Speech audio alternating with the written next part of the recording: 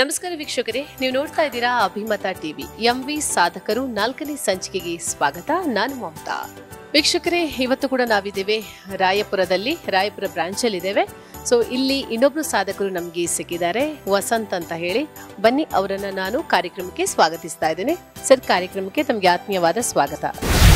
ವಸಂತ್ ಅವರೇ, ಎಂವಿ ಕಂಪನಿಯಲ್ಲಿ ಸಾಕಷ್ಟು ಸಾಧಕರು ನಾವು ನೋಡಿದ್ದೇವೆ ಅವರನ್ನ. ಸಾಧಾರಣ 4 ಜನ. ಇದು 4ನೇ ಸಂಚಿಕೆ. ನೀವು ನಮಗೆ 4ನೇ ಸಾಧಕರು ಎಂವಿ ಸಾಧಕರಲ್ಲಿ. ನೀವು ಹೇಗೆ ಎಂವಿ ಕಂಪನಿಗೆ ಬಂದ್ರಿ? ನಿಮ್ಮ ಹುಟ್ಟು ಎಲ್ಲಿ? ನಿಮ್ಮ ಊರಲ್ಲಿ ತಂದೆ ತಾಯಿ ಏನು ಮಾಡ್ತಾ ಇದ್ದಾರೆ? ನೀವು ಏನು ಎಜುಕೇಷನ್ ಮಾಡಿದ್ದೀರಾ? ಸೊ ಇದೆಲ್ಲ ನೀವು ನಮಗೆ ಹೇಳಬೇಕು. ನನ್ನ ಹುಟ್ಟೂರು ಬಂದ್ಬಿಟ್ಟು ಹಾವೇರಿ ಡಿಸ್ಟಿಕ್ಕು, ಸಿಗ್ಗಾಂವ್ ತಾಲೂಕು, ತರ್ಸ ಗ್ರಾಮ ನಂದು. ನಮ್ಮ ತಂದೆ ತವರೂರು ಇದು. ನಮ್ಮ ತಾಯಿ ತವರೂರು ಬಂದ್ಬಿಟ್ಟು ಬೆಳಗಾಂ ಡಿಸ್ಟಿಕ್ ರಾಮದುರ್ಗ ಅಂತೇಳಿ. ಬಟ್ ನಾವು ವನವಾಸ ಜೀವನ ಮಾಡೋರು. ಬಟ್ ನಾವು ಸ್ಟಾರ್ಟಪ್ ಜೀವನ ಮಾಡಿದ್ದಪ್ಪ ಅಂತಂದರೆ ಬ್ಯಾಂಗ್ಳೂರು ಮೈಸೂರಲ್ಲಿ ಎಜುಕೇಷನ್ ಮಾಡಿದ್ದು. ಸೊ ಈ ಕಡೆ ಉತ್ತರ ಕನ್ನಡದಲ್ಲಿ ಓದೋನಲ್ಲ. ಸೊ ನಾನು ಫಸ್ಟು ಬ್ಯಾಂಗ್ಳೂರ್ ಹತ್ರ ನೆಲಮಂಗಲ ಅಂತ ಒಂದು ಹಳ್ಳಿ. ಅಲ್ಲಿ ನಮ್ಮದು ಜೀವಿತ ಹೇಗಿತ್ತಪ್ಪ ಅಂತಂದರೆ, ನನಗೆ ಯಾವುದೇ ರೀತಿ ಮನೆ ಇರಲಿಲ್ಲ. ಒಂದು ಜೋಪ್ಟಿ ಕಟ್ಕೊಂಡು ನಾವು ಜೀವನ ಮಾಡ್ತಿದ್ವಿ. ನಮ್ಮ ತಂದೆ ತಾಯಿ ಏನಂತಂದ್ರೆ ವನವಾಸಿ ಜೀವನ ಮಾಡ್ತಾಯಿದ್ರು. ಟೋಟಲಾಗಿ ನಾವು ನನ್ನ ತಂದೆ ತಾಯಿಗೆ 5 ಜನ ಮಕ್ಕಳು. ಮೊದಲನೇವ್ರು ನಮ್ಮ ಅಕ್ಕ ಇದ್ದಾರೆ, 2ನೇವ್ರು ನಾವು, 3ನೇವ್ರು 4ನೇವ್ರು 2 ಸಿಸ್ಟರ್ಸ್ ಇದ್ದಾರೆ. ಸೊ 5ನೇವ್ರು ನಮ್ಮ ತಮ್ಮ ಇದ್ದಾನೆ. ಸೊ ನಮ್ಮದು ಜೀವಿತ ಹೇಗಪ್ಪ ಇತ್ತಂತಂದರೆ, ನಮ್ಮ ತಂದೆ ತಾಯಿ ವನವಾಸಿ ಜೀವನಕ್ಕೆ ಹೋಗ್ಬೇಕಾದ್ರೆ ದುಡಿಯೋಕ್ಕಂತ ಜೋಬ್ಲಿಕ್ಕೆ ಬಿಟ್ಬಿಟ್ಟು ಹೋಗ್ಬಿಡೋರು. ನಾವು ಬೆಳಗ್ಗೆ ಎದ್ಬಿಟ್ಟು ಎಲ್ಲ ಪ್ರತಿಯೊಂದು ಮನೆಯಲ್ಲಿ ಎದ್ದ ಕೂಡಲೇ ಒಂದು ಬಿಸಿ ಬಿಸಿ ಏನಾದರೂ ತಿಂತಾ ಇರ್ತಾರೆ. ಬಟ್ ನಮ್ಮ ಜೀವಿತ ಹೇಗಿತ್ತಪ್ಪ ಅಂತಂದರೆ, ಸ್ವಂತ ನಮ್ಮ ಅಕ್ಕ, ನಾವು ಎಲ್ಲ ಅಕ್ಕ ತಂಗಿರೆಲ್ಲ ಹೋಗಿ ಸೊ ಪ್ರತಿಯೊಂದು ಮನೆಗಳಿಗೆ ಹೋಗಿ ಭಿಕ್ಷೆ ಬಿಡೋರು. ಒಂದು ಹೊತ್ತಿನ ಊಟಕ್ಕೋಸ್ಕರ ಭಿಕ್ಷೆ ಬಿಡ್ಕೊಂಡು ಜೀವನ ಮಾಡೋ ಅಂಥ ಕೆಟಗರಿ ನಮ್ದು ಆ ಥರ ಇತ್ತು. ಒಂದೊಂದು ಟೈಮ್ ಒಂದು ದಿನ ಜೀವನ ಹೆಂಗಾಗಿತ್ತಪ್ಪ ಅಂತಂದರೆ, ವನವಾಸ ಜೀವನ ಮಾಡ್ಬೇಕಾದ್ರೆ ಒಂದು 2 ರೂಪಾಯಿಗೂ ಕೂಡ ಛಲ ಪಡಿಸ್ತಾ ಇತ್ತು ಮನಸ್ಸು. ಈಗಲೂ ಅದೊಂದು ಮನಸ್ಸಿಗೆ ಅದು ಯಾವಾಗಲೂ ಹತ್ತುತ್ತೆ. ಅಕ್ಕ ಒಂದು ಟೈಮು ಏನೋ ಒಂದು 10 ರೂಪಾಯಿ ಹಣ್ಣಿ ಕೇಕ್ಗೋಸ್ಕರ ನನ್ನನ್ನು, ಅಕ್ಕ ನಂಗೆ ಕೇಕ್ ಬೇಕಂದಿದ್ದಕ್ಕೆ ಎಂಜಿಲ್ ಕೇಕ್ ಕೂಡ ತಿಂದುಬಿಟ್ಟಿದ್ದೀನಿ. ಅಷ್ಟು ಕಷ್ಟದಿಂದ ಬಂದವ ನಾನು. ಬಟ್ ಒನ್ ಟೈಮ್ ನಾನು ಆ 2 ರೂಪಾಯಿಗೋಸ್ಕರ ಒಂದು ಟೈಮ್ ಬಸ್ ಸ್ಟಾಪಲ್ಲಿ ಭಿಕ್ಷೆ ಬೇಡೋ ಮೂಮೆಂಟಲ್ಲಿ ಅದು ನಮ್ಮ ಅಪ್ಪನಿಗೆ ಗೊತ್ತಾಗಿ, ಸೊ ನನ್ನ ಹಿರಿ ಮಗ 1 ರೂಪಾಯಿ ಭಿಕ್ಷೆ ಬೇಡ್ತಾ ಇದ್ದಾನೆ ಅಂತೇಳಿ ನನ್ನನ್ನು ಅವತ್ತು ನಮ್ಮ ತಂದೆ ತಾಯಿ ಇಬ್ಬರು ಸೇರಿ ಬಡ್ದು ನನ್ನ ಹಾಸ್ಟ್ಲಿಗೆ ಸೇರಿಸಿದ್ರು. ನನ್ನ ಹಿರಿ ಮಗ ಕೆಡೋದು ಬೇಡ ಅಂಥೇಳಿ. ಅವತ್ತೇ ನನ್ನ ತಂದೆ ತಾಯಿ ನೋಡಿದೆ. ಮತ್ತು ನಮ್ಮ ತಂದೆ ತಾಯಿ ನಾನು ಅಪ್ ಟು 5ನೇ ಕ್ಲಾಸ್ಗೆ 4ನೇ ಕ್ಲಾಸ್ಗೆ ಹಾಸ್ಟ್ಲಿಗೆ ಸೇರ್ಕೊಂಡವನು 7ನೇ ಕ್ಲಾಸ್ವರೆಗೂ ನಮ್ಮ ತಂದೆ ತಾಯಿ ಬಂದು ನನ್ನ ಮಗ ತೋರಿಸ್ಲಿಲ್ಲ. ಮುಗೀತು. ನಮ್ಮ ತಂದೆ ತಾಯಿ ಈ ಸಂಡೇ ಬರ್ತಾರೆ, ಮತ್ತೊಂದು ಸಂಡೇ ಬರ್ತಾರೆ ಅನ್ನೋ ಒಂದು ಕುತೂಹಲ ಭಾಳ ಇತ್ತು. ಬಟ್ ಒಂದು ಟೈಮ್ ಬಂದು ಯಾವತ್ತೂ ನೋಡಿಲ್ಲ, ಹೇಗಿದೆ ಬಂದು ನೋಡ್ತಾ ಇರಲಿಲ್ಲ. ಭಾಳ ಒಂದು ಟೈಮ್ ಇಲ್ಲೂ ಗುರ್ತಿದೆ. ನಮ್ಮ ತಾಯಿ ನೆನ್ಪು ಮಾಡ್ಕೊಂಡು ಬ್ರೀಡಲ್ಲೆಲ್ಲ ಹೆಸ್ರನ್ನ ಕುಯ್ಕೊಂಡು ಮನ್ಸಿಗೆ ಬೇಜಾರು ಮಾಡ್ಕೊಳ್ತಾ ಇದ್ದೆ, ಇವತ್ತು ಬರ್ತಿರೋದು ಅಂತೇಳಿ. ಭಾಳ ಕೋಪನೂ ಇತ್ತು ತಂದೆ ತಾಯಿ ಮೇಲೆ, ಈಗೇನು ನೋಡ್ತಾ ಇರಲಿಲ್ಲ ಅಂತೇಳಿ. 7th ಮುಗಿದು ವಾರ್ಡರ್ ಕಳಿಸ್ಕೊಟ್ರು, ಮುಗೀತಪ್ಪ ನಿಂದೆಲ್ಲ 7th ಸ್ಟ್ಯಾಂಡರ್ಡ್ ಅಂತೇಳಿ. ಮುಗಿಸ್ಕೊಂಡು ಇನ್ನೇನು ಬರಬೇಕು ಮನೆಗೆ. ಜೋಪ್ಡಿ ಕಟ್ಕೊಂಡಿದ್ರು. ಜೋಪ್ಡಿ ನೋಡಿದ್ರೆ ಜೋಪ್ಡಿ ಎಲ್ಲ ಜೋಪ್ಡಿ ಹರ್ಕೊಂಬಿಟ್ಟಿತ್ತು. ಬಟ್ ಅಲ್ಲಿ ಯಾರೂ ಇರಲಿಲ್ಲ. ಮತ್ತೆ ವನವಾಸ ಜೀವನ ಅಂತೇಳಿ ತಂದೆ ತಾಯಿ ತಂಗಿ ಎಲ್ಲ ಆ ಊರನ್ನ ಬಿಟ್ಟು ಮತ್ತೊಂದು ಊರಿಗೆ ಹೋಗಿದ್ರು.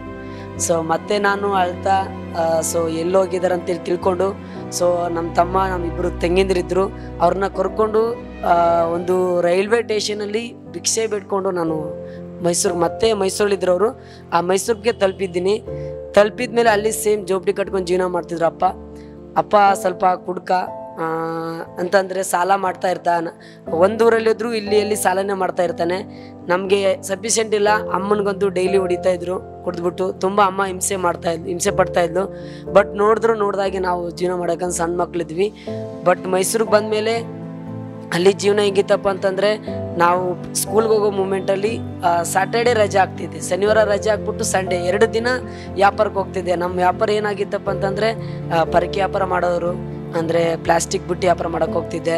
ಸೊ ಅದ್ರ ಜೊತೆಗೇ ಮಾಪು ಮ್ಯಾಟು ಇವನ್ನೆಲ್ಲ ವ್ಯಾಪಾರ ಮಾಡೋದು. ಸ್ಕೂಲ್ಗೆ ಹೋಗ್ತಿದ್ದೆಲ್ಲ ಮಾಡ್ತಿದ್ದೆ. ಮತ್ತು ಇನ್ನೇನು 9th ಸ್ಟ್ಯಾಂಡರ್ಡ್ ಆಗೋ ಒಂದು ಮೂಮೆಂಟಲ್ಲಿ ಮತ್ತೆ ನನ್ನ ಅಪ್ಪ ನನ್ನಮ್ಮ ವಿತ್ ನನ್ನ ಫ್ಯಾಮಿಲಿ ಎಲ್ಲರೂ ಮತ್ತೆ ನನ್ನ ಬಿಟ್ಟು ಹೋದರು. ಸೊ ಮನ್ಸಿಗೆ ಹತ್ತೋದೊಂದೇ, ಯಾಕಪ್ಪ ಅಪ್ಪ ಅಮ್ಮನ ಜೊತೆ ಜೀವನ ಮಾಡೋಕ್ಕೆ ಬಿಡ್ತಾಯಿಲ್ಲ ದೇವ್ರು ಅಂತೇಳಿ ಭಾಳ ಮನ್ಸಿಗೆ ಹತ್ತುತ್ತಾ ಇತ್ತು. ತಂದೆ ತಾಯಿ ಅಂತಂದರೆ ಮಕ್ಕಳನ್ನ ಕನಿಕರ ಮಾಡಬೇಕು, ಮುದ್ದು ಮಾಡಬೇಕು, ಏನಾದರೂ ಬೆಳೆಸ್ಬೇಕು ಅಂತ ಹೇಳ್ತಾರೆ. ಬಟ್ ಆ ಒಂದು ಮೂಮೆಂಟು, ಆ ಒಂದು ವೇ ಇರಲಿಲ್ಲ. ಸೊ ಯಾವುದೇ ಹಬ್ಬ ಬಂದರೂ ಕೂಡ ಒಂದು ಡ್ರೆಸ್ ತೊಗೊಳ್ಬೇಕಂತಂದರೆ ಭಾಳ ಯೋಚನೆ ಮಾಡಿಸ್ಬಿಟ್ಟು ಕೊಡ್ಸೋಕ್ಕೆ ಬರ್ತಿದ್ರು. ಎಷ್ಟೋ ಹಬ್ಬಗಳಲ್ಲಿ ನಾವು ಹೊಸ ಡ್ರೆಸ್ ಹಾಕ್ಕೊಂಡಿಲ್ಲ. ಭಾಳ ತುಂಬ ತೊಂದರೆ ಅನುಭವಿಸಿದ್ದೀವಿ. ಒಂದು ಟೈಮ್ ಮತ್ತೆ 9th ಸ್ಟ್ಯಾಂಡರ್ಡಲ್ಲಿ ಮ್ಯಾಮ್ ಅಪ್ಪ ಅಮ್ಮ ನನ್ನನ್ನು ಬಿಟ್ಟು ಹೋದ್ಮೇಲೆ ಒಬ್ಬನೇ ಆ ಒಂದು ಮನೆತನದಲ್ಲಿ ಜೀವನ ಮಾಡ್ತಿದ್ದೆ. ಒಬ್ಬನೇ ಬಟ್ಟೆ ಹೊಕ್ಕೊಂಡು ಒಬ್ಬನೇ ಅಡುಗೆ ಮಾಡ್ಕೊಳ್ತಿದ್ದೆ. ನೈಟಲ್ಲಿ ಮುಸ್ಲಿಮ್ಸವ್ರದ್ದು ಮ್ಯಾರೇಜ್ ಆಗ್ತಿದೆ ಮೇಡಮ್, ನೈಟಲ್ಲಿ ಆಗುತ್ತೆ. ಆ ಒಂದು ವೇಲ್ ಹೋಗಿ ಕೆಲಸ ಮಾಡ್ತಿದ್ದೆ ನಾನು. ಕಾಲೇಜ್ ಒಂದು ಪೀ ಕಟ್ಟಕ್ಕೆ ಅಂತ ಹೇಳಿ ಅಪ್ಪ ಒಂದು ಟೈಮ್ ಫೋನ್ ಮಾಡಿದ್ರಷ್ಟೇ, ಒಂದೇ ಒಂದು ಟೈಮ್. ಬಟ್ ಅದು ಬಿಟ್ಟರೆ ನೆಕ್ಸ್ಟ್ ಟೈಮ್ ಕಾಲೇ ಮಾಡಿಲ್ಲ ಅಪ್ಪ ಅಮ್ಮ. ಭಾಳ ಬೇಸರ ಆಗಿತ್ತು. 2 ರಿಂದ 3 ವರ್ಷ ಅಪ್ಪ ಅಮ್ಮ ಕಾಲಿಂಗ್ ಫೋನಲ್ಲಿ ಮಾತಾಡಿಲ್ಲ. ಬಟ್ ಒನ್ ಟೈಮ್ ಬಂದು ನೋಡಿಲ್ಲ, ನಾನು ಹೇಗಾಗಿದೆ ಅಂತ ನೋಡಿಲ್ಲ. ಭಾಳ ಅನ್ಸ್ಕೊಡ್ಸ್ಕೊಂಡೆ. ಇವಾಗ ಹೇಳ್ತಿದ್ದೀನಿ ma'am, education is important. But ನಾನು ಎಜುಕೇಷನ್ ಓದಬೇಕಂತಂದರೆ ಮೊದಲು ಪ್ರೀತಿ ವಿಶ್ವಾಸ ತಂದೆ ತಾಯಿದು ಬೇಕಾಗಿತ್ತು. ಎಲ್ಲರೂ ಓದಬೇಕು, ಏನಾದ್ರು ಚೆನ್ನಾಗಾಗಬೇಕು ಅಂದ್ಕೊಂಡಿದ್ರೆ ಮೊದಲು ನಾನು ತಂದೆ ತಾಯಿ ನೋಡ್ಬೇಕನ್ನೋಗೋಸ್ಕರ ಎಜುಕೇಷನ್ ಡ್ರಾಪ್ ಮಾಡಿದ್ದು. ಹೆಂಗಪ್ಪ ಅಂತಂದರೆ ಸೆಕೆಂಡ್ PU ಎಕ್ಸಾಮ್ನ ಆಲ್ಮೋಸ್ಟ್ ನಾನು ಬರಲಿಲ್ಲ ಮ್ಯಾಮ್, ಫೇಲ್ ಮಾಡ್ಕೊಂಡೆ. ಬೇಕಂತೇಳಿ ನಾನು ಮುಂದೆ ಓದ್ಬೋದಾಗಿತ್ತು. 10th 60% ಆಗಿದೆ. ಫಸ್ಟ್ PU ಪರವಾಗಿಲ್ಲ, ಸೆಕೆಂಡ್ PU ಆಲ್ಮೋಸ್ಟ್ ನಾನು ಬೇಕಂತ ಎಕ್ಸಾಮ್ ಬರೆದೇನೆ, ಫೇಲ್ ಆಗಿದ್ದೀನಿ. ಯಾವ್ದಕ್ಕೋಸ್ಕರ ಅಂತಂದರೆ ನಾನು ಮುಂದೆ ಓದಿದರೆ ನನ್ನ ಅಪ್ಪ ಅಮ್ಮ ಇಲ್ಲೇ ಬಿಡ್ತಾರೇನೋ ಅಂತೇಳಿ ಒಂದು ಕಾರಣಕ್ಕೆ. ಆ ಒಂದು ಕಾರಣಕ್ಕೋಸ್ಕರ ಎಜುಕೇಷನ್ ಡ್ರಾಪ್ ಮಾಡಿ ಅಪ್ಪ ಅಮ್ಮನ ಹತ್ರ ಓಡೋದೆ. ಅಮ್ಮ, ನಾನು ಕಾಲೇಜಿನ ಫೇಲ್ ಆಗಿದ್ದೀನಿ, ನಿಮ್ಮ ಜೊತೆ ಇರ್ತೀನಿ ಅಂತೇಳಿ. ಸರ್ ನಿಜ ಹೇಳ್ತೀನಿ ಮೇಡಮ್, ಆ ಒಂದು ಸಮಯ, ಆ ಒಂದು ಗಳಿಗೆ ಮತ್ತೆ ಪ್ರತಿ ಸಲ ನೆನೆಸ್ಕೊಂಡ್ರೆ ಅಳು ಬರುತ್ತೆ. ಅಮ್ಮ ಒಂದೇ ಮಾತು ಹೇಳಿದ್ದು, ಇಲ್ಲ ಮಗ, ನೀನೇನು ಎಜುಕೇಷನ್ನ ಡ್ರಾಪ್ ಮಾಡಿದ್ದು ಫೇಲ್ ಆಗಿದ್ದಕ್ಕೇನು ಬೇಜಾರಾಗಬೇಡ, ನಿನಗೊಂದು ಮಾತು ಹೇಳ್ಬೇಕಂತಂದ್ರು. ಏನು ಹೇಳಮ್ಮ ಅಂತಂದೆ. ಇಲ್ಲ, ಈ ಥರ ಆ ಅಕ್ಕ ತಂಗಿದ ಎಲ್ಲ ಮ್ಯಾರೇಜ್ ಆಗಿದೆ. ಸೊ ಟೋಟಲಿ ನಮಗೆಲ್ಲ ಒಂದು 20 ಲಕ್ಷ ಸಾಲ ಆಗಿದೆ. ಟೋಟಲಿ ಮೇಡಮ್ 20 ಲಕ್ಷ ಸಾಲ ಆಗಿತ್ತು. ಬಟ್ ಅಮ್ಮ ಒಬ್ಬಳೇ ದುಡಿಬೇಕು. ಅಪ್ಪ ದುಡಿತಾನೆ, ಆದಷ್ಟು ಅವ್ನ ಕೈಲಿ ಆದಷ್ಟು ಒಂದು ದುಡ್ಕೊಂಡು ಅವ್ನ ಪಾಡ್ಗೆ ಅವ್ನು ಮಾಡ್ತಾ ಇರ್ತಾನೆ. ಅಲ್ಲಿದ್ದಿಲ್ಲಿಗೆ ಸರಿಪಡ್ಸೋಕೆ ಅಷ್ಟೇ ಟ್ರೈ ಮಾಡ್ತಾನೆ. ಹಾಗಾಗಿ ನಮ್ಮ ತಾಯಿಗೆ ಸಪೋರ್ಟಿಯಾಗಿ ಯಾರೂ ಇರಲಿಲ್ಲ. ನಾನು ಆಯ್ತಮ್ಮನ ಏನಾದರೂ ಮಾಡ್ತೀನಿ ಅಂತೇಳಿ ಇಲ್ಲಿ ಹುಬ್ಳಿ ಹತ್ರ ಕುಂದಗೋಳಲ್ಲಿ ನಾನು ಫಸ್ಟು ಕೆಲಸ ಮಾಡಿದ್ದು, ಚೈತನ್ಯ ಫೈನಾನ್ಸ್ ಅಂತೇಳಿ. ಅಲ್ಲಿ ನನಗೆ ಸಿಗಬೇಕಾಗಿದ್ದು ಸ್ಯಾಲ್ರಿ 14 ರಿಂದ 15 ಸಾವಿರ ಸಿಗ್ತಾಯಿತ್ತು. ಬಟ್ ದುಡಿಬೇಕಾದ್ರೆ ತುಂಬ ಹಾರ್ಡ್ ವರ್ಕ್. ರಾತ್ರಿ 10-10:30 ಗಂಟೆ ಹೋಗಿ ರಿಕವರಿ ಮಾಡ್ಕೊಬೇಕು. ಭಾಳ ರಿಸ್ಕ್ ಆಯಿತು ಮೇಡಮ್, ಅಷ್ಟು ಡ್ರಾಪ್ ಮಾಡಿದೆ. ಅದಾದಮೇಲೆ ಸೊ ಇಲ್ಲೇ ಸಿಗ್ಗಾವದಲ್ಲಿ ಆಲ್ಮೋಸ್ಟು ಎಲ್ಲ ನೆಟ್ವರ್ಕ್ ಮಾರ್ಕೆಟಿಂಗ್ ಬೇರೆ ಬರ್ತವೆ, ಜನ್ ಸಿಸ್ಟಮ್ ಎಲ್ಲ ಕೆಲಸ ಮಾಡಿದೆ. ಎಲ್ಲೂ ನನಗೆ ಸಫಿಷಿಯೆಂಟ್ ಆಗಿಲ್ಲ. ಮತ್ತೆ ಅಮ್ಮನ ಹತ್ರ ಬಂದಮ್ಮ, ನನಗೆ ಏನು ಮಾಡಲಿ ಅಂತೇಳಿ. ಮಗ, ಏನಾದರೂ ಮಾಡಿ ಸಾಲ ತೀರಿಸ್ಬೇಕು. ನನಗೆ ಇದ್ದಿದ್ದು ಒಂದೇ ಮ್ಯಾಮ್, ನನ್ನ ಸಾಲ ಹರ್ಕೊಳ್ಬೇಕು, ನಾನು ಚೆನ್ನಾಗಿರ್ಬೇಕಂತ ಆಸೆ ಇತ್ತು. ಎಲ್ಲಾದರೂ ಹೋಗ್ಲಿ ಕೆಲಸ ಮಾಡಬೇಕಂತ ನಾನು ಫಸ್ಟ್ ಇದಾದಮೇಲೆ ಬೆಳಗಾಂಗೆ ರೀಚ್ ಆದೆ. ಬೆಳಗಾಂದಲ್ಲಿ KLE ಹಾಸ್ಪಿಟಲಲ್ಲಿ ಲಿಫ್ಟ್ ವರ್ಕರ್ ಆಗಿ ಕೆಲಸ ಮಾಡಿದ್ದೀನಿ. ಘಟಪ್ರಭಾ ಮಲ್ಲಪ್ರಭಾ ಅಂತೇಳಿ ಬರುತ್ತೆ. ಆ ಒಂದು ಇದರಲ್ಲಿ ನಾನು ಲಿಫ್ಟ್ ವರ್ಕರ್ ಆಗಿ 1.5 ವರ್ಷ ಕೆಲಸ ಮಾಡಿದೆ. ಅಲ್ಲಿ ಬೆಳಗ್ಗೆ 8:00 ಹೋಗಿ ಈವ್ನಿಂಗ್ ಅಂದರೆ ನೈಟ್ 8 ಗಂಟೆಗೆ ಬರೋದು. 8 ಗಂಟೆಗೆ ಬಂದು ಮತ್ತೆ 9 ಗಂಟೆಗೆ ಊಟ ಮಾಡಿ 9:30 ಮತ್ತೆ ಹೋಗಿ ಬಸ್ ಸ್ಟಾಪಲ್ಲಿ 15 ರೂಪಾಯಿ ಟೋಬಿ ಕೊಡ್ತಿದ್ರು. ಅವ್ರ ಹೆಸರು ರಾಮಣ್ಣ ಅಂತೇಳಿ, ಪಾಪ ಅವ್ರನ್ನಂತ ಯಾವತ್ತೂ ಮರೆಯಲ್ಲ. 15 ರೂಪಾಯಿ ಅವ್ರು ಟೋಪಿ ಕೊಡ್ತಿದ್ರು. 5 ರೂಪಾಯಿಗೋಸ್ಕರ, ಕೇವಲ 5 ರೂಪಾಯಿಗೋಸ್ಕರ ಬೆಳಿಗ್ಗೆ 4:15 ಗಂಟೆ ನಾನು ಟೋಪಿ ಮಾಡ್ತಿದ್ದೆ. ಅಪ್ ಟು ನಾನು ನಿದ್ದೆ ಮಾಡೋದು 2 ರಿಂದ 3 ಗಂಟೆ ಅಷ್ಟೇ ನಿದ್ದೆ ಮಾಡ್ತಿದ್ದೆ. ಅಷ್ಟೆಲ್ಲ ಕಷ್ಟಪಟ್ಟರು ನನಗೆ ಸಿಗುವಂಥ ಇನ್ಕಮ್ ಅಲ್ಲಿ ಜಸ್ಟ್ ಕೇವಲ 10,000 ರೂಪಾಯಿ. ಬಟ್ ಅದಾಯಿತು. ಅದಾದಮೇಲೆ ಮತ್ತೆ ಸಾಲ ತೀರ್ಸೋಕ್ಕಾಗ್ದೇನೆ ಏನಾದರೂ ಮಾಡಬೇಕಂತೆಲ್ಲ ಒಂದು ಸೇಲ್ಸ್ ಮಾರ್ಕೆಟಿಂಗ್ ಆಗಿ ಬುಕ್ಸ್ನ ಸೇಲ್ ಮಾಡ್ಬೋದು. ವಿಕ್ಷನರಿ, ಡೈನರಿ, ಆಕ್ಸ್ಫರ್ಡ್ ಯೂನಿವರ್ಸಿಟಿ, ನ್ಯಾಷನಲ್ ಜಿಯೋಗ್ರಫಿ ಅಂತೇಳಿ ಬುಕ್ಸ್ ಬರ್ತವೆ, ಅದನ್ನು ಸೇಲ್ ಮಾಡೋಕ್ಕೆ ಸ್ಟಾರ್ಟ್ ಮಾಡಿದೆ. ಕೇವಲ ಅದನ್ನ ಸೇಲ್ ಮಾಡಿದ್ರೆ ಮಾತ್ರ ನಮಗೆ ಅರ್ನಿಂಗ್, ಇಲ್ಲ ಅಂತಂದರೆ ದುಡ್ಡಿಲ್ಲ. ಬಟ್ ಒಂದಿನ ಆಕಸ್ಮಿಕವಾಗಿ ಮಳೆಗಾಲದಲ್ಲಿ ಕೇವಲ 5 ದಿನ ನನಗೆ 1 ಬುಕ್ಸು ಸೇಲ್ ಆಗಿ, ಅವತ್ತು ನಾನು 5 ದಿನನೂ ಊಟ ಬಿಟ್ಟಿದ್ದೀನಿ. ಆ ಒಂದು ಗಳಿಗೆ ನೆನೆಸ್ಕೋಕ್ಕಾಗಲ್ಲ. 5 ದಿನ ಊಟ ಬಿಟ್ಟು ಹೊಟ್ಟೆ ಕರಳಲ್ಲೆಲ್ಲ ಗುಳ್ಳೆ ಆಗಿ ಆಟೋಮೆಟಿಕ್ ಹೀಟ್ ಜಾಸ್ತಿ ಆಗಿ ಟೋಟಲಿ ಮೈಯಲ್ಲೆಲ್ಲ ಗುಳ್ಳೆ ಆಗಿದ್ವು. ಆ ಗುಳ್ಳೆ ಆಗಿದ್ಮೇಲೆ ನನ್ನ ಅಪ್ಪನಿಗೆ ನಮ್ಮ ಅಮ್ಮನಿಗೆ ನಾನು ತಿಳಿಸಿ ಹೇಳಿದೆ. ಅವರು ಆ್ಯಕ್ಚುಲಿ ನನ್ನ ತಡಸ್ತಲ್ಲಿರ್ಬೋದಂತ ನಾವು ಅಪ್ಪ ಅಮ್ಮನ ಹತ್ರ ಬಂದರೆ ಅಪ್ಪ ಅಮ್ಮ ಅಲ್ಲೂ ಇಲ್ಲ. ನನ್ನ ಟೈಮ್ ಸರಿಯಿಲ್ಲ ಮ್ಯಾಮ್. ನಾನು ಯಾವತ್ತಾಗಲೂ ಅಪ್ ಟು 24 ವರ್ಷ 25 ವರ್ಷ ಗಂಟು ಬದುಕಮೇಲೆ 25 ವರ್ಷ ಅಪ್ಪ ಅಮ್ಮನ ಜೊತೆ ಜೀವಿತನೇ ಮಾಡಿಲ್ಲ. ಮೈಯಲ್ಲೆಲ್ಲ ಗುಳ್ಳೆಯಾಗಿ ಮನೇಲಿ ಬಂದು ಮಕ್ಕೊಳ್ಬೇಕಾದ್ರೆ ನಮ್ಮ ಅಪ್ಪ ಅಮ್ಮ ಯಾರೂ ಇಲ್ಲ. ನನ್ನ ಹತ್ರ ಇದ್ದು ಕೇವಲ 50 ರೂಪಾಯಿ ಮಾತ್ರ. ಹಾಸ್ಪಿಟ್ಲಿಗೆ ತೋರಿಸ್ಲಿಕ್ಕೆ ದುಡ್ಡಿರಲಿಲ್ಲ. ಅದು 10 ರೂಪಾಯಿ ಬಾಜುವನ ಹತ್ರ 10 ರೂಪಾಯಿ ಎಗ್ರೆಸ್ ತೊಗೊಂಡು ತಿಂತಿದ್ದಂದಿದೆ. ಆ ಒಂದು ಟೈಮ್ ನನ್ನ ತಮ್ಮನ ಕೂಡ ಕಾಲ್ ಮಾಡಿದ್ದ, ಅವನು ಕೂಡ ಹಾಸ್ಟೆಲ್ ಸೇರಿದ್ದ. ಬಟ್ ಯಾರೂ ನನ್ನ ಸುರಕ್ಷತೆಗೋಸ್ಕರ ಬಂದಿಲ್ಲ. ಹಾಸ್ಟೆಲ್ನ ಬಿಟ್ಟು ನಮ್ಮ ತಮ್ಮನೂ ಬಂದ. ಅವತ್ತು ನನ್ನ ಕನಿ ಮಾರ್ಕ್ ಮಾಡಿ ಸೊ ನನ್ನ ನೋಡಿಕೊಂಡು ಇಬ್ಬರು ಜೊತೆಯಲ್ಲೇ. ಸೊ ಮತ್ತೆ ನಾನು ಅಪ್ಪ ಅಮ್ಮ ಎಲ್ಲಿ ಹೋಗಿದ್ರಪ್ಪ ಅಂತಂದರೆ ಅದೇ ಬ್ಯಾಂಗ್ಳೂರು ನೆಲಮಂಗಲ ಹತ್ರ ಹೋಗಿದ್ರು. ಅಲ್ಲೇ ಜೋಪ್ಡಿ ಕಟ್ಕೊಂಡು ಜೀವನ ಮಾಡ್ತಾಯಿದ್ರು. ಸೇಮ್ ಹೋದೆ. ಅಮ್ಮನ ಹತ್ರ ಹೋದಾಗ ಅಮ್ಮ ಫುಲ್ಲು ಪ್ರಾಬ್ಲಮಲ್ಲಿದ್ದರು. ಅಪ್ಪ ಫುಲ್ ಕುಡಿತಾ ಇದ್ದ. ಏನೋ ಒಂಥರ ದುಡಿಮೆ ಏನೂ ಇರ್ತಾ ಇರಲಿಲ್ಲ. ಅಮ್ಮನ ಮತ್ತೆ ಹೋಗಿ ನಾನು ಮತ್ತೆ ಅಪ್ಪ ಅಮ್ಮನ ಮಾತಾಡಿಸ್ತೀನಿ. ಡೈರೆಕ್ಟ್ರಾಗಿ ದೇವನಹಳ್ಳಿ ಒಂದು ಊರಿದೆ ಬೆಂಗಳೂರಲ್ಲಿ, ಅಲ್ಲಿ ಗ್ಲಾಸ್ ಹೌಸ್ ಮನೆಗಳನ್ನ ಕಟ್ಟಿಸ್ತಾಯಿದ್ರು ಮ್ಯಾಮ್. ಆ ಒಂದು ಫಿಟ್ಟಿಂಗ್ ಕೆಲಸನ ಮಾಡೋಕ್ಕೆ ಸ್ಟಾರ್ಟ್ ಮಾಡಿದೆ. ಗ್ಲಾಸ್ ಹೌಸ್ ಮನೇಲಿ ಕೆಲಸ ಮಾಡಿದೆ, ಅಲ್ಲಿ ಟೆಂಡರ್ ಕ್ಲೋಸ್ ಆಯಿತು ಬಿಟ್ಟೆ. ಅದಾದಮೇಲೆ ಫ್ಲಿಪ್ಕಾರ್ಟಲ್ಲಿ ಕೆಲಸ ಮಾಡಿದೆ ಬೆಂಗಳೂರಲ್ಲಿ ಮಕ್ಳಿಯಲ್ಲಿ, ಅಲ್ಲಿ ಕೂಡ ಸ್ವಲ್ಪ ಟೆಂಡರ್ ಎಲ್ಲ ಕ್ಲೋಸ್ ಆಯಿತು, ಅಲ್ಲಿ ಕೂಡ ನಾನು ಕೆಲಸ ಕಳ್ಕೊಂಡೆ. ಸೊ ಏನೂ ಮಾಡೋಕ್ಕಾಗದೆ ಅಂತಲ್ಲ ಆಪೆ ಗಾಡಿ ತಂದಿದ್ದ ಪಪ್ಪ. ಆಪೆ ಗಾಡಿನ ತಂದು ಸುಮ್ಮನೆ ಇಟ್ಬಿಟ್ಟು ಕುಡ್ಕೊಂಡು ಸುಮ್ಮನೆ ಇದ್ಬಿಟ್ಟ. ಅಪ್ಪ ಆಪೆ ಗಾಡಿ ತಂದಿದ್ಯಾ, ನಂಗೆ ಓಡ್ಸಕ್ಕೆ ಬರಲ್ಲ. ಸೊ ಇಲ್ಲ ನನಗೆ ಗೊತ್ತಿಲ್ಲ, ನೀವು ಹೋಗ್ರಿ. ಅಪ್ಪ ಒಂದು ಮಾತಂದ್ಬಿಟ್ರು, ಅಮ್ಮನಿಗೆ ದುಡಿಯೋಳು ಒಬ್ಬಳೇ ಆಗ್ಬಿಟ್ಲು. ಸೊ ಹಾಗಾಗಿ ತಮ್ಮ 9ನೇ ಕ್ಲಾಸ್ಗೆ ಸ್ಕೂಲ್ ಬಿಟ್ಟ. ಅವ್ನಿಗೆ ಓದೋಕ್ಕಾಗ್ದೇನೆ ಓದೋಕ್ಕಾಗಲ್ಲ ನನಗೆ ಅಂತೇಳಿ ಬಿಟ್ಬಿಟ್ಟು ನನ್ನ ತಮ್ಮನ್ನ ಜೊತೆಲಿ ಸೇರಿಸ್ಕೊಂಡು ಆ ಆಪೆ ಗಾಡಿಯಲ್ಲಿ ನಾನು ದುಡಿಯೋಕ್ಕೆ ಸ್ಟಾರ್ಟ್ ಮಾಡಿದೆ ಮೇಡಮ್. ನಾನು ದುಡ್ದಿದ್ದೇನಪ್ಪ ಆಪೆ ಗಾಡಿಯಲ್ಲಿ ಅಂದರೆ ಗುಜರಿ ವ್ಯಾಪಾರ ಮೇಡಮ್. ಹಳೆ ಕೆಬ್ಬನ ಪ್ಲಾಸ್ಟಿಕ್ಕು ಅಂತೇಳಿ ಬೆಂಗಳೂರು ಸುತ್ತಮುತ್ತ ವ್ಯಾಪಾರ ಮಾಡಿದ್ದೀನಿ. ವ್ಯಾಪಾರ ಮಾಡೋ ಮೂಮೆಂಟಲ್ಲಿ ಒಂದಿನ ಆಕಸ್ಮಿಕ ಮ್ಯಾಮ್ ನಮ್ಮದು ಸರಿ ಇಲ್ಲ ಅನಿಸುತ್ತೆ. ನಮಗೆ ನಮ್ಮ ತಾಯಿ ತುಂಬ ಸಪೋರ್ಟಿಂಗಿದ್ದು. ನಮ್ಮ ತಾಯಿಗೆ ಸ್ವಲ್ಪ ಸಮಸ್ಯೆ ಬಂತು ಮ್ಯಾಮ್. ಏನಪ್ಪ ಅಂತಂದರೆ ಏನಿಲ್ಲ, ನಮ್ಮ ತಾಯಿ ಗರ್ಭಕೋಶ ಆಪ್ರೇಷನ್ ಆಗಬೇಕಾದ್ರೆ ಕರುಳಿನ ಭಾಗನ ಸೇರಿಸಿ ಆಪ್ರೇಷನ್ ಮಾಡಿದ್ರು. ಆಪ್ರೇಷನ್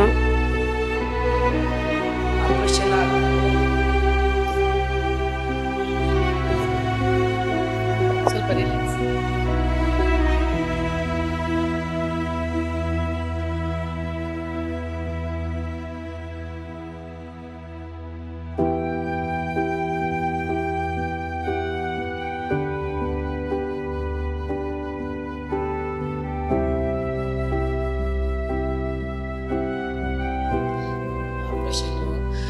ಅಮ್ಮನ ಆಪ್ರೇಷನ್ ಮಾಡ್ಬೇಕಂದ್ರೆ ನನ್ನ ಹತ್ರ ₹1 ದುಡ್ಡಿರಲಿಲ್ಲ.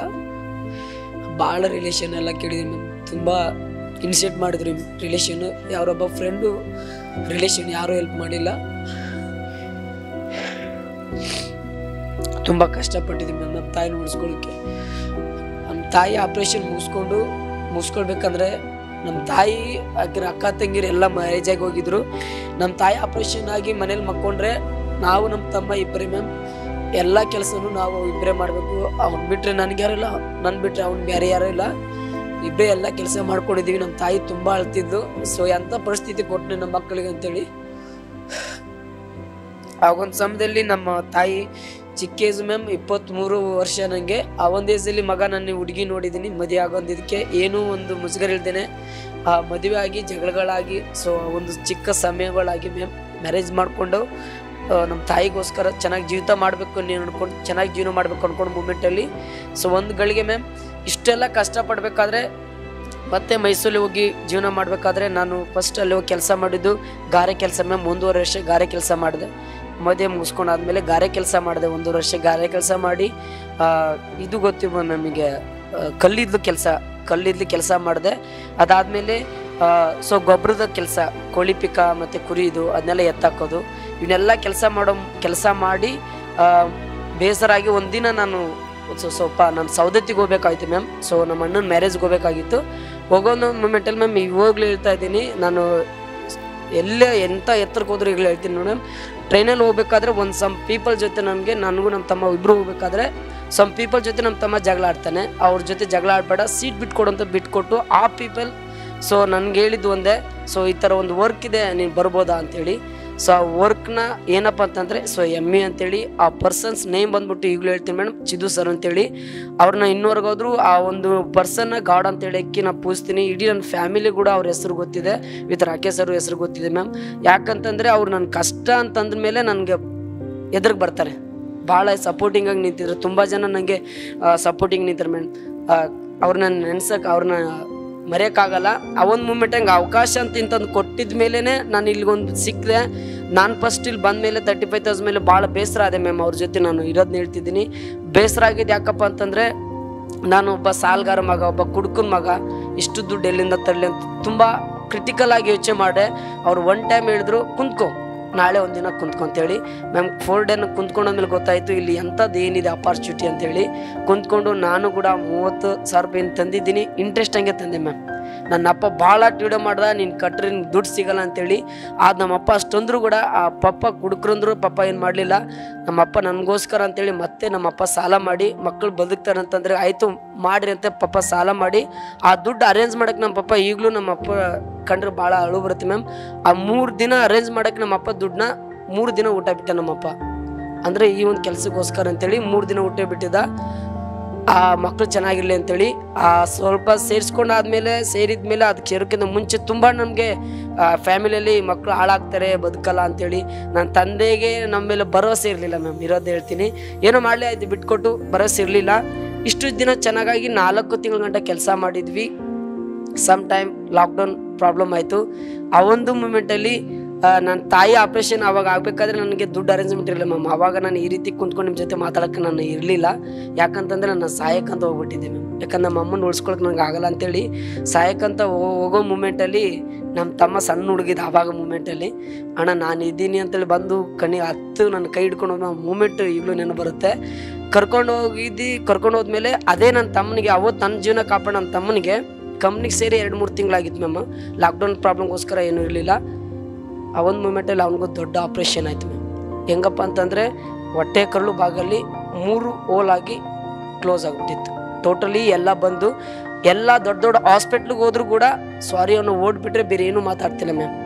ಸೊ ನಮ್ಮ ತಮ್ಮನ ಬಸ್ಕೊಳ್ಬೇಕಪ್ಪ ಅಂತಂದರೆ ನಮ್ಮ ಹತ್ರ ಅಷ್ಟು ಹಣದ ಅವಶ್ಯಕತೆ ಇಲ್ಲ.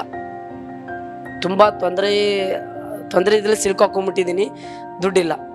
ಬಟ್ ನಿಜ ಹೇಳ್ತೀನಿ ಮೇಡಮ್, ಈ ಒಂದು ಎಮ್ಮಿ ಕಂಪ್ನಿ ಕೇವಲ 4 ತಿಂಗಳ ಕೆಲಸ ಮಾಡಿದೆ. ನಿಂತಿಷ್ಟು 40,000 30,000 ರೂಪಾಯಿ ಜಮಾ ಮಾಡಿಕೊಂಡು ಸ್ವಲ್ಪ ಜನ ನನಗೆ ರಿಲೇಷನ್ ಅಣ್ಣ ತಮ್ಮರು ಆಗಬೇಕು, ಅಣ್ಣ ಮಾವಂದರು ಅವರೆಲ್ಲ ನನಗೆ ಸಪೋರ್ಟ್ ಮಾಡಿ ನನಗೆ ಸ್ವಲ್ಪ ಅರೇಂಜ್ಮೆಂಟ್ ಮಾಡಿಕೊಟ್ರು. ಸೊ ನಮ್ಮ ತಮ್ಮನ್ನು ಕೂಡ ಬಸ್ಕೊಂಡು ನಾನು ಆಪ್ರೇಷನ್ ಫೋಟೋಗಳೆಲ್ಲ ಇದೆ ಇನ್ನೂ ಇಟ್ಕೊಂಡಿದ್ದೀನಿ. ಸೊ ನಮ್ಮ ತಮ್ಮ ಬೇರೆ ಯಾರು ಮೇಡಮ್ ಅಲ್ಲಿ ನಿಂತಿದ್ದಾನೆ, ಅವನೇ ನಮ್ಮ ತಮ್ಮ. ಸೊ ಅವ್ನಿಗೆ ಆಪ್ರೇಷನ್ ತುಂಬ ಮಾಡಿ ಅವನು ಕೂಡ ಬಸ್ಕೊಂಡಿದ್ದೀವಿ. ಆ್ಯಕ್ಚುಲಿ ಇಲ್ಲಿಂದ ಇಷ್ಟುದ್ದ ಆಪ್ರೇಷನ್ ಆಗಿದೆ ಮ್ಯಾಮ್. ಅವನಿಗೆ ಬಸ್ಕೊಂಡು ಇಷ್ಟೆಲ್ಲ ಮಾಡಿದ್ಮೇಲೆ ನಾನು ಇಲ್ಲಿಗೆ ಕೆಲಸಕ್ಕೆ ಬಂದು ಆಫ್ಟು ನಾನು ಅಚೀವ್ಮೆಂಟ್ ಮಾಡ್ಕೊಂಡು 1 ಮಂತ್ಗೆ ನಾನು PD ಅಚೀವ್ಮೆಂಟ ಮಾಡಿಕೊಂಡೆ.